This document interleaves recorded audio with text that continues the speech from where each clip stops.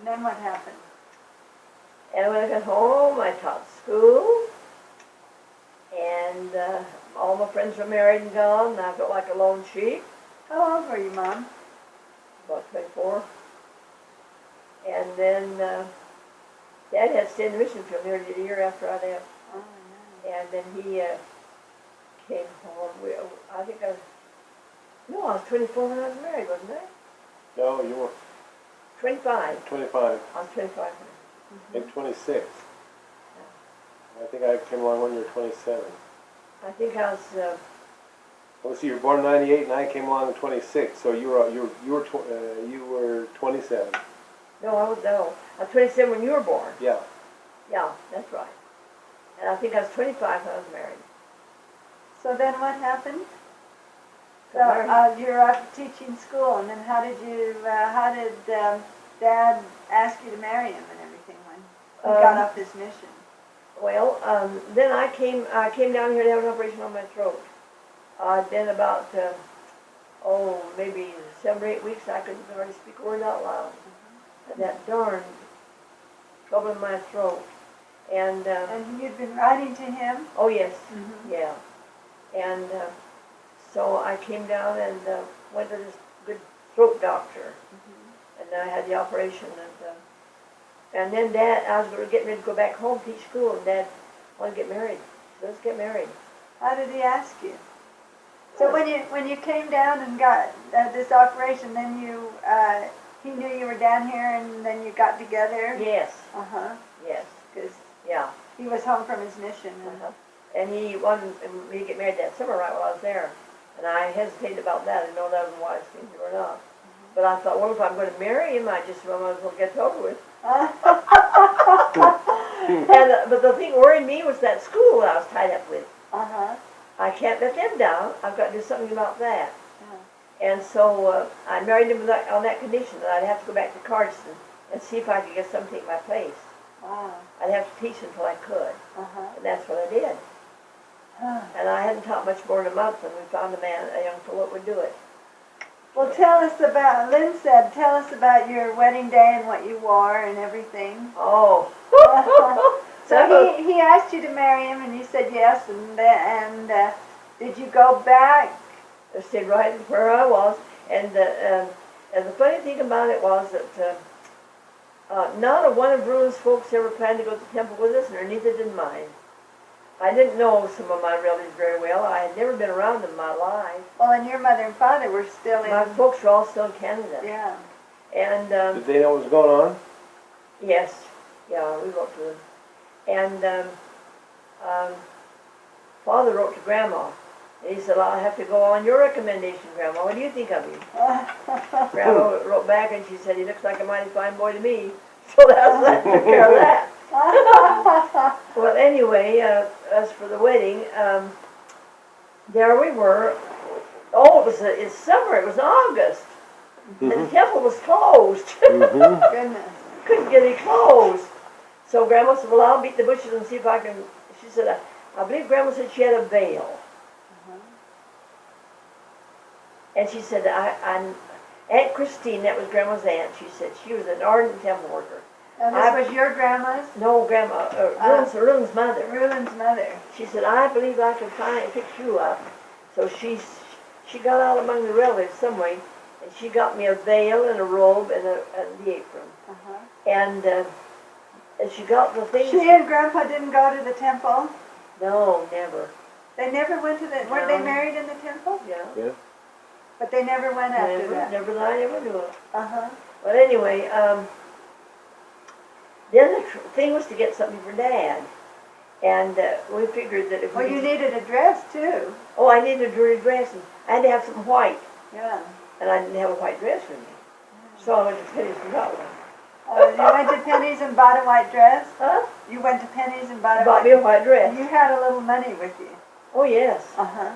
Oh, yes, That I did. was lucky. Oh, yeah. So I've been teaching school. Uh-huh. And I bought me a white dress, and Grandma furnished me these things for temple room. And we got everything that Dad needed.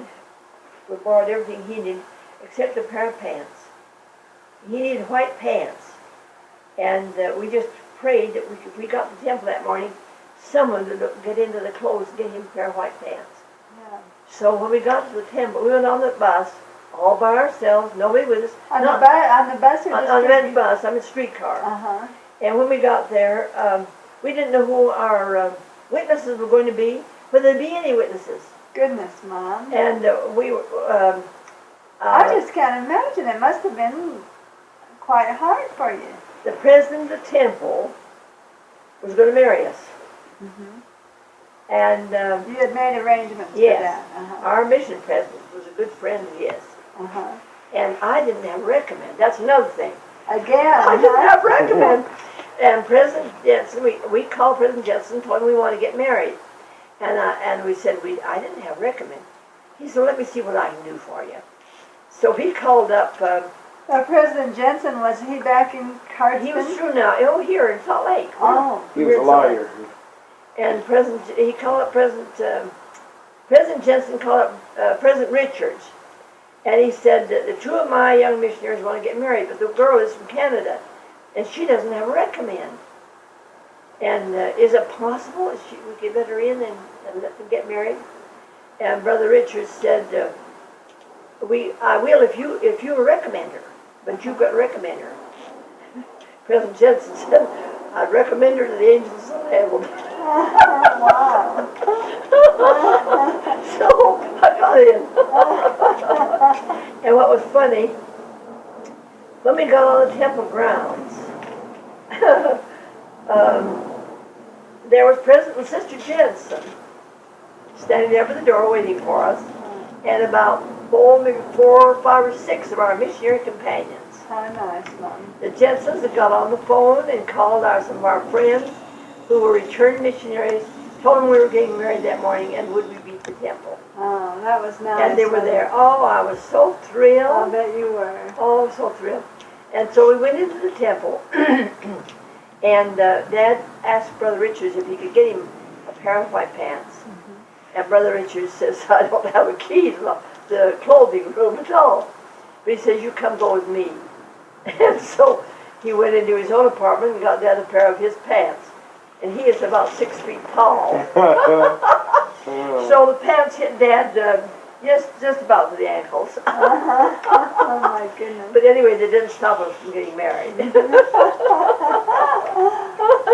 So nobody else was in the temple, and you just... No, the temple's closed. You went up to this... We went to the sitting room. Uh-huh. Went right up to the sitting room and were married right then and there and walked right down the stairs and out. Wow. Nobody else was in there but us. My goodness. That was really something. They opened it up just for you. Yeah. My goodness. See, the president of the temple had a key.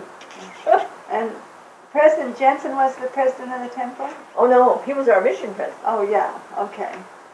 And that night And so then you went home on the streetcar? That night you went home to Dad's place on Garfield and 7th East? No, sir, that very afternoon, Uncle Harold had just bought a brand new Model A Ford.